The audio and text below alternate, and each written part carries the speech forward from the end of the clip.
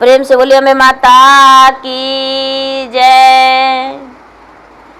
तो गुरु भाई बहना, मैं नवरात्रि व्रत की कथा सुनाने जा रही हूँ।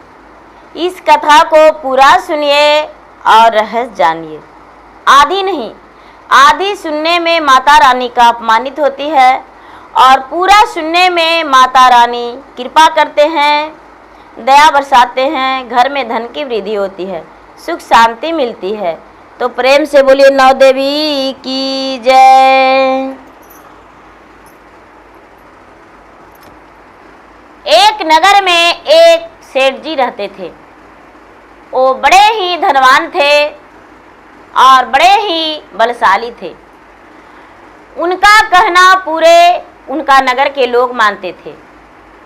उनका कहना कोई भी यदि नहीं मानते थे तो सेठ जी दंड जुर्माना करते थे, उन्हें सजा देते थे। इसीलिए उनका आज्ञा पूरे उनका नगर का लोग सेठ जी का मानते थे। सेठ जी का एक बेटा थे और एक बहू थी। सेठ जी का बेटा का ब्याह कई वर्ष किया हुआ हो गया था, लेकिन एक भी संतान नहीं था। सेठ जी अपने बहू और बेटे से बहुत प्यार करते थे, लेकिन सेठ जी का बहू और बेटे के संतान नहीं होने के कारण सेठ जी बहुत दुखी रहने लगे और अपने ही बेटे और बहू से नफरत करने लगे। जो सेठानी थी वो बार बार अपने बेटे से कहती, बेटा तुम दूसरा ब्याह कर लो, ये बहू तो बांझ है, ये तो बांझन है। जो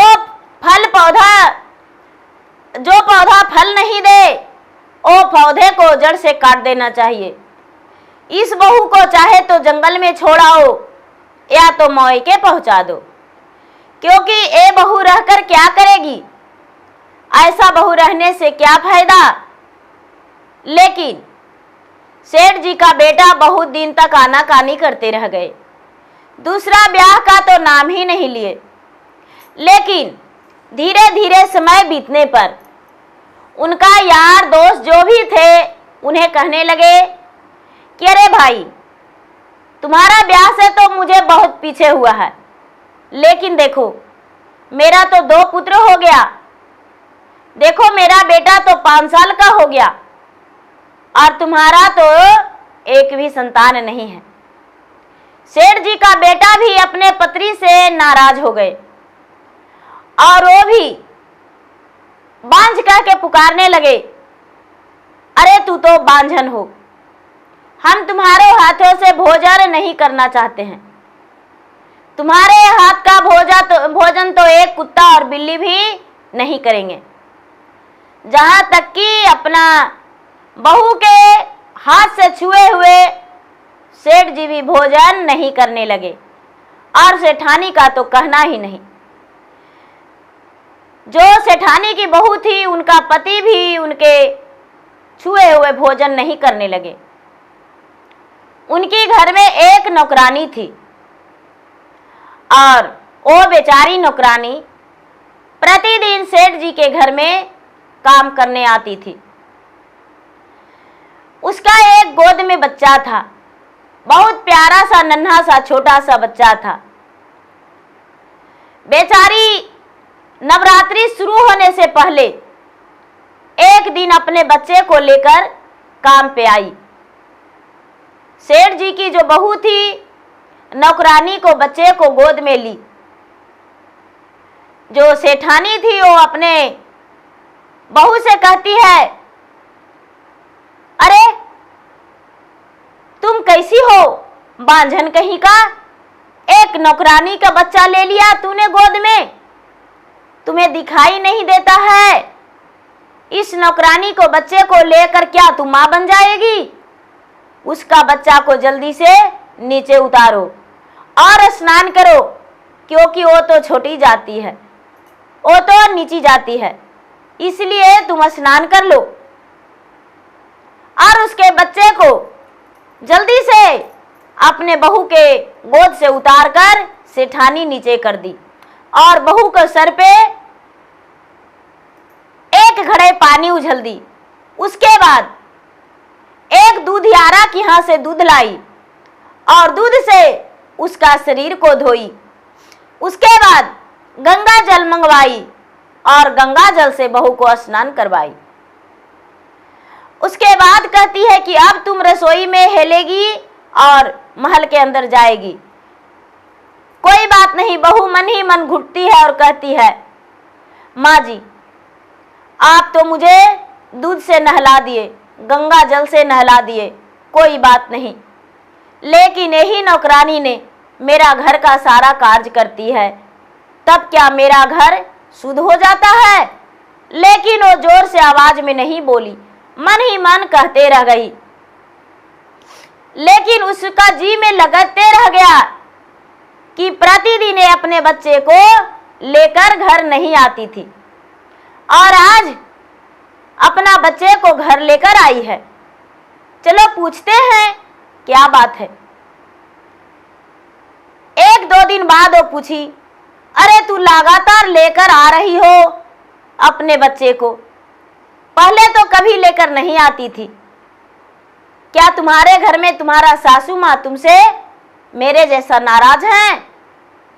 बेचारी नौकरानी बोली, नहीं मालकिन, ऐसा बात नहीं, मेरे सासू माँ बहुत अच्छे हैं और मुझसे बहुत प्यार करते हैं और मेरे बच्चे से भी, लेकिन मेरे सासू माँ कई दिन से बाजार करने को लिए जा रही है, बाजार से सामान लाने को लिए जा रही है, कुछ सामान जो है इकट्ठा करने में देर हो रहा है, इसीलिए हम बच्चे को लेकर आ जाते हैं।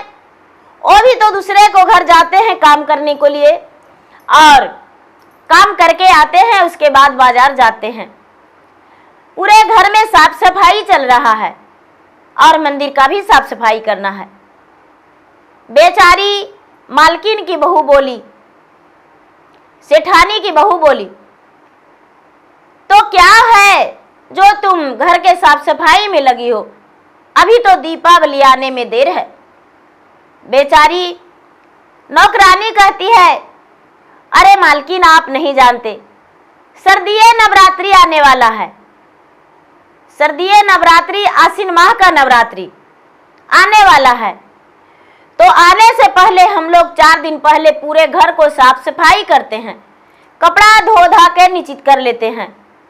उसके बाद अमावस के दिन से ही हम लोग तामसी भोजन घर में नहीं बनाते हैं, शुद्ध शुद्ध भोजन बनाते हैं और 9 दिन लगातार माँ दुर्गा का पूजा करते हैं, घर में कलश स्थापना करते हैं, चौकी भी सजाते हैं और माता दुर्गा का आसन लगाते हैं। 9 दिन में 9 दुर्गा का पूजा करते हैं। प्रेम पूर्वक बैठ के पूरे परिवार कथा सुनते हैं, ब्राह्मण को बुलाकर। मेरे आंगन में ब्राह्मण आते हैं और आकर हम लोगों को कथा सुनाते हैं, हम वहां पर बैठकर और कथा सुनते हैं। ऐसा बात सुनकर सेठानी की बहू बोली कि अच्छा ऐसा बात, हाँ बहन जी, हाँ मालकिन ऐसा बात है, तो हम क्या तुम्हारे साथ चलकर व्रत रख सकते हैं या तुम अपने घर जाने से रोकेगी? तुम भी बांझ कहेगी, तुम भी अपमान करेगी मेरा? नौकरानी बोली, अरे मालकिन, छोटी मालकिन, ऐसा बात अब कैसे सोच सकते हैं? ऐसी बात नहीं है, कोई बांझ वांझ नहीं मानते हैं हम, मैं तो आपका अन्न और नमक खा रहा हूं, भला आपको कैसे बांझ बोल सकती हूँ? ये तो माता रानी का महिमा अपरंपार है और यदि माता रानी का कृपा हुआ तो आपका गोद में भी अवश्य संतान देंगे। ऐसा बात सुनकर जो सेठानी की बहू थी वो आंखों से आंसू छलकाते हुए कहती है कि तो क्या माता दुर्गा का व्रत करने से मेरा भी संतान हो जाएगा? हाँ, अवश्य आपको संतान होगा, आपका पुकार अवश्य माता दुर्गा सुनेंगे। ऐसा बात सुनकर कहती है कि तो ठीक है, हम अमावस के दिन से ही तुम्हारा घर आने को शुरू कर देंगे। बेचारी नौकरानी कहती है कि नहीं, मेरे घर परिवार के दिन ही आइएगा, जिस दिन कलश स्थापन होगी उस दिन मेरे घर आइएगा। ऐसा बात सुनकर बोली ठीक है आ जाएंगे, लेकिन मालकिन अपने पति देव से और सास से और ससुर से बच बचा कर आइएगा, और नहीं तो पता नहीं क्या लालछन आप पे लग जाएगा। सेठानी की बहू कहती है अरे देखा जाएगा, कोई बात नहीं, हम तुम्हारे घर अवश्य आएंगे। जब शुक्ल पक्ष परिवार का दिन आया, जिस दिन कलश स्थापन होती है, बेचारी जो सेठ की बहू थी वो छुप छुपाए अपने घर से थोड़ी सी रुपया ले ली, और थोड़ी सी रुपया लेकर आंचल में छुपाकर और बाजार जाकर कुछ पूजन के सामान खरीद ली, और पूजन के सामान खरीद के और चल दी अपने नौकरानी के घर। नौकरानी के घर जाकर और नौकरानी के दरवाजे खटखटाई। नौकरानी जो थी उस समय घर के आंगन लिप रही थी। जाकर जो बेचारी सेठ की बहू थी वो आंगन लिपने में मदद कर दी। नौकरानी बोली मालकिन आप तो बड़े घराने के हैं, आप मेरे आंगन लिपेंगे? बेचारी सेठानी की बहू कहती है अरे जैसा तुम हो वैसा मैं हूं, ये तो सौभाग्य है कि मैं गाय का गोबर से तुम्हारा आंगन लिप रहा हूं। ये तो मुझे बहुत बड़ा सौभाग्य की बात है मेरे लिए। और लिप पोत के स्नान करके और वो भी पूजन में लग गई। बेचारी नौकरानी ब्राह्मण को बुलाकर और कलशा स्थापन करके प्रेम पूर्वक वो जितने परिवार थे बैठकर और कथा सुनने लगे जोत जलाकर। बेचारी सेठानी की बहू भी बैठकर कथा सुनने लगी। जब कथा संपन्न हुआ तो सभी मिलकर माता दुर्गा को आरती किए। आरती करके और प्रसाद ग्रहण किए। प्रसाद ग्रहण करने के बाद बेचारी सेठानी की बहू आराम आराम से घर आ गई। घर आई तो उस दिन उसका सास नहीं पूछी कि तुम कहाँ गई थी, लेकिन दूसरा दिन जब आई तो उसका सास पूछने लगी अरे बहू कहाँ जाती हो, हमें बताओ। बेचारी सेठ की बहू कहती है माँ जी बाजार मुझे बहुत जरूरी जाना है, हम बाजार जाएंगे। कुछ नहीं बोली, लेकिन लगातार कई दिन जाने के बाद कहती है सेठानी कि अपने बेटे से अरे तुम्हारा जो पत्नी है वो तो बेलगाम की घोड़ी बन चुकी है, पता नहीं पूरे दिन कहाँ जाती है क्या करती है वो नहीं पता। अपने पत्नी को देखो और संभालो। जब हम बाहर का दरवाजा बंद करते हैं तो खिड़की के रास्ते निकल जाती है। कहाँ जाती है कहने पर पूछने पर कहती है हम बाजार गए थे माँ जी। प्रतिदिन कहाँ जाती है बाजार, क्या लाती है? उससे बोलो जो घटेगा वो सामान हम लाएंगे। अब बेचारी ओ सेठ की बहू दुविधा में पड़ गई। जब पूजन करके आई तो उसका पति उस समय घर पे विराजमान थे। पूछने लगे कि तू सुबह सुबह कहाँ गई थी और तुम्हारे आने में 12-1 बज गया, कहाँ थी? सेठ की बहू कहती है कि मुझ पे कोई लालछन मत लगाइए, मैं तो बस बाजार ही गई थी और बाजार से आ रही हूं। उसके पति कहते हैं कि अरे तुम कोई बाजार नहीं गई थी, तुम किसी गैर मर्द से संबंध जोड़ने जाती हो।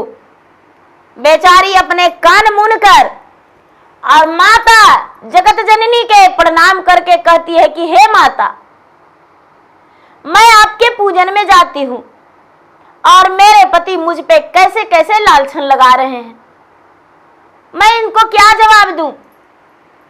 ए मन ही मन सोच कर आराधना करके और कहती है कि मुझे इतना गलत मत कहिए, मैं तो माता जगत जननी के पूजन में जाती हूं लेकिन किसी से बता भी नहीं सकती हूं। अब मन ही मन सोचती है।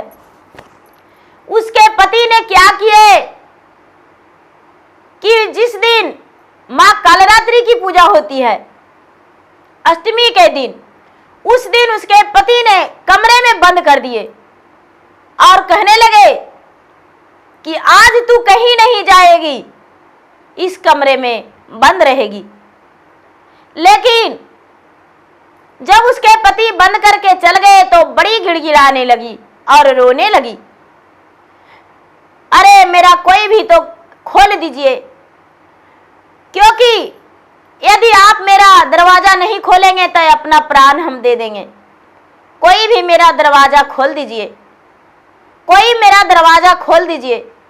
उसके सास, उसके ससुर, उसके पति, कोई भी उसका दरवाजा नहीं खोले। जब नहीं खोले तो बेचारी भगवान से कहती है, माता रानी से कहती है, नौ देविया से कहती है कि मैं क्या करूं, मेरा व्रत तो ज्यादा दिन का अब नहीं बचा है, सिर्फ 2 दिन का बचा है, लेकिन मेरा व्रत माता यदि पूरा नहीं होती है तो ये बहुत गलत हो जाएगा, अनर्थ हो जाएगा। इसलिए अब मैं क्या करूं। बेचारी किसी तरह से खिड़की के रास्ते निकल गई और खिड़की के रास्ते निकल के और पूजन में चली गई। जाके अपने नौकरानी के घर पूजन की और पूजन करके और रात्रि में खिड़की के द्वारे ही आ गई और आके उसी कमरे में बंद हो गई।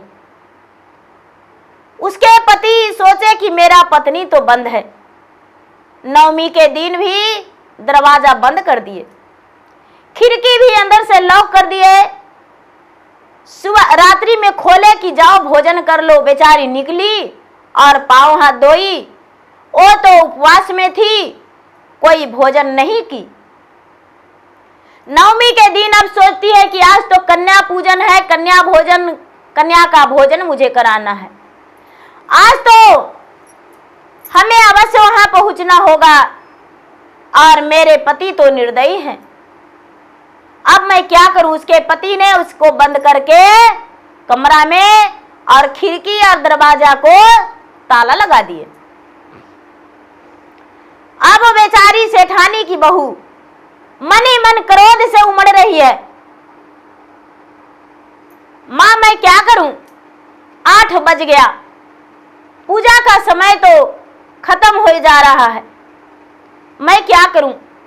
चुपचाप कमरा में बैठ के आंसू बहाने लगी और माता को याद करने लगी।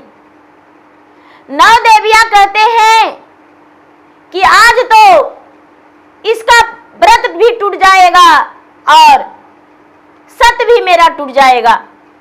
9 देवियां क्या किए कि एक कन्या का रूप धारण कर लिए, सुंदर सा चुंदर ओढ़ लिए और उसके दरवाजे पर जाकर उसका दरवाजा का कुंडी खोल दिए और खोलकर कहते हैं कि जल्दी से चलो, तुम्हें बुलाई है तुम्हारा नौकरानी, क्योंकि आज कन्या भोजन है, यदि तू नहीं जाएगी तो तेरा व्रत खंडित हो जाएगा।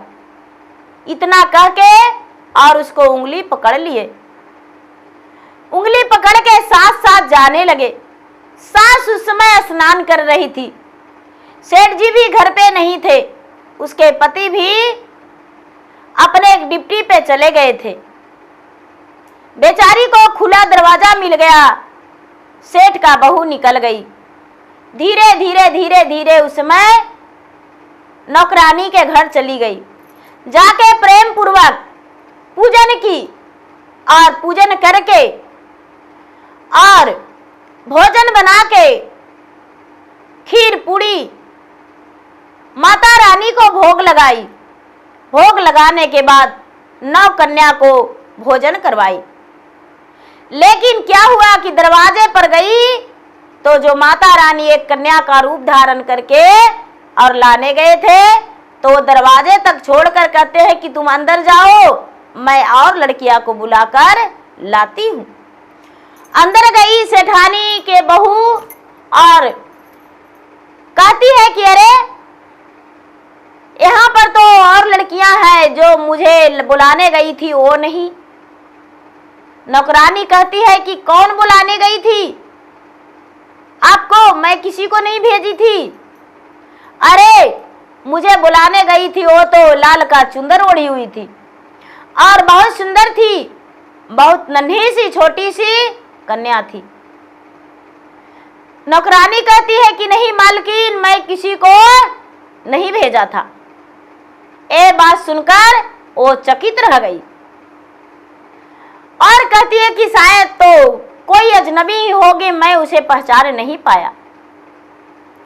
भोजन कराते समय इसके पति सेठ और सेठानी और सेठ जी का बेटा तीनों हुआ उपस्थित हो गए और जाकर खरी खोटी सुनाने लगे कि तुम इस नौकरानी के घर आती हो, पूजन के लिए ढोंग करती हो, ये इन्होंने मेरा बहू को बिगाड़ रखी है, इसे तो आज देश निकाला का ऑर्डर दे देंगे, इसके पति का फांसी का फंदे पर चढ़ा देंगे, इसका बच्चे का तो टुकड़े टुकड़े करवा देंगे।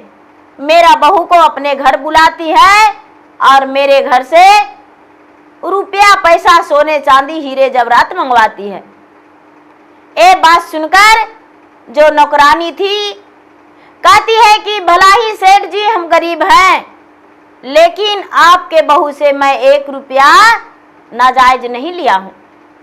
आपकी बहू भला ही आती है मेरे घर पूजन करने को लिए, लेकिन सिर्फ फूल लेकर आती है और भगवान के भोग चढ़ाने को लिए, माता रानी को भोग चढ़ाने के लिए, और बाकी उनसे मैं कुछ नहीं लेती हूं।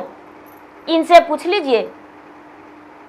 बेचारी सेठ की बहू कहती है कि माँ जी, पिताजी, मुझ पे ऐसा लालछन मत लगाइए, मैं कोई धन संपत्ति इन्हें लाकर हीरे जवाहरात गहने गुड़िया नहीं लाकर दिया हूं। जो सेठ जी थे वो बेचारी नौकरानी के पति को हाथ पकड़ के और अपने सिपाहियों को बुलाकर हथकड़िया लगवा दिए और सेठ जी उसके पति को फांसी का ऑर्डर दे दिए कि जाओ फांसी इसे चढ़ा दो। इतना ही में सेठानी के बहू चक्कर खाकर गिर गई। जब चक्कर खा के गिर गई तो सेठानी कहती है कि देखो, इसके घर आकर और अपमान किया हो, तू बीमार पड़ गई। बेचारी जो नौकरानी थी दौड़ के वैद्य जी के पास गई और वैद्य जी के पास जाकर वैद्य जी को बुलाई। वैद्य जी आए और सिपाहियां जो थे इसके पति को हाथ में हथकड़ियां लगाए बाहर दरवाजे पर खड़ी हो गए।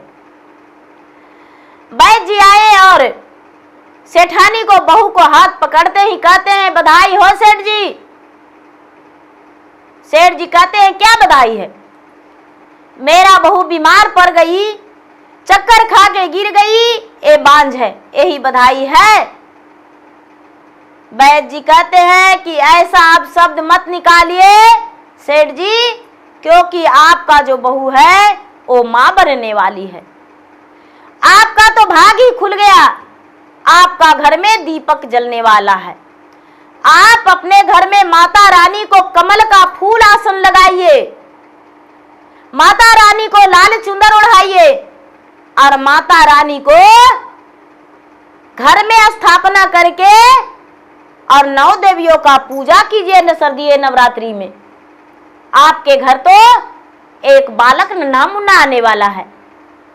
ये बात सुनकर सेठ जी तो खुशी के मारे फूली नहीं समाए और जल्दी से अपने सिपाहियों को बोले कि अरे इसे छोड़ दो, इसे तो हमें इनाम देना चाहिए।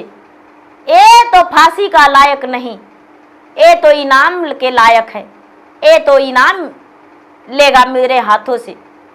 और सेठ जी धन रुपया पैसा उसे इनाम में दिए और नौकरानी को कहने लगे कि आज से तुम मेरे घर के नौकरानी नहीं, मेरे घर के एक परिवार के हिस्सा के बराबर हो। मेरे घर तुम चलो रहो लगातार 9 महीना तक, जब तक मेरे बहू का प्रसव नहीं हो जाता। मेरे बहू का उद्र से जब तक नन्हा मुन्ना प्यारा सा बच्चा नहीं जन्म ले लेता, जब तक मेरे घर ही रहेगी। इतना कह के और सेठ जी नौकरानी को और उसके सास को, उसके ससुर को, उसके पति को, उनका नन्हा सा प्यारा सा बच्चा को लेकर सभी को अपने घर चले गए और घर जाकर सबको अपना घर में रहने का जगह दे दिए। बेचारी जो नौकरानी थी माता दुर्गा के प्रतिदिन मंदिर जाती थी। सेठ जी अपने बहू को भी मंदिर जाने का आज्ञा दे दिए कि तू नौकरानी के साथ ही पूजा करना, लेकिन प्रतिदिन मंदिर जाना और मंदिर में पूजा करना। माता रानी से कहना कि जब नवरात्रि आएगा तब हम अवश्य आपको पूजा करेंगे माता, गुप्त नवरात्रि और नवरात्रि सब नवरात्रि पूजन करेंगे और माता रानी आपका चुंदर भी चढ़ाएंगे और कमल का फूल का आसन भी लगाएंगे और माता खीर पूरी का भोग भी आपको चढ़ाएंगे, अपने हाथों से भोग खिलाएंगे। धीरे धीरे समय बीतने पर दीदी बेचारी सेठानी का बहू का एक सुंदर सा बालक जन्म लिया। बड़ा सुंदर, बड़ा खूबसूरत, बहुत बढ़िया जन्म लिया। पूरा सेठ जी का नगर में खुशियां ही खुशियां, बधाइयां ही बधाइयां बजने लगा। चारों तरफ पूरा वही नौकरानी का नाम चलने लगा। तो सबसे पहले हम सबसे हाथ जोड़ के विनती करके यही कहेंगे कि किसी स्थान पे यदि माता रानी के पूजा या दुर्गा पाठ या आरती या प्रसाद बटते रहे तो जो भी भाई बहना उस रास्ते से आते हैं, यदि आपके सामने आरती हो रही है तो आप आरती, आपके पास छुट्टे पैसे नहीं हैं तो एक फूल से ले लीजिए, उसमें अक्षत फूल रहती है, उसे उठाकर थाल में गिराकर माता रानी को आरती ले लीजिए। माता से विनती करके सर झुका के प्रणाम करके वहां से आइए। यदि प्रसाद बट रहा है तो आप प्रसाद लेकर और खाकर ही वहां से आइए। यदि माँ दुर्गा के पाठ हो रही है तो माँ दुर्गा के पाठ सुन के और वहां से आप आइए। आपके कोई भी कार्य विजय प्राप्त होगी, कोई भी कार्य में दुविधा नहीं होगा और हर कार्य आपको सफल हो जाएगा। जो आप मन के मन्नतें रखेंगे वो पूरी होकर ही रहेगा। माँ नौ देवी जो हैं 3 लोक के रखने वाली हैं। माता जगत जननी इनका नाम है। तो प्रेम से बोलिए माता जगत जननी की जय।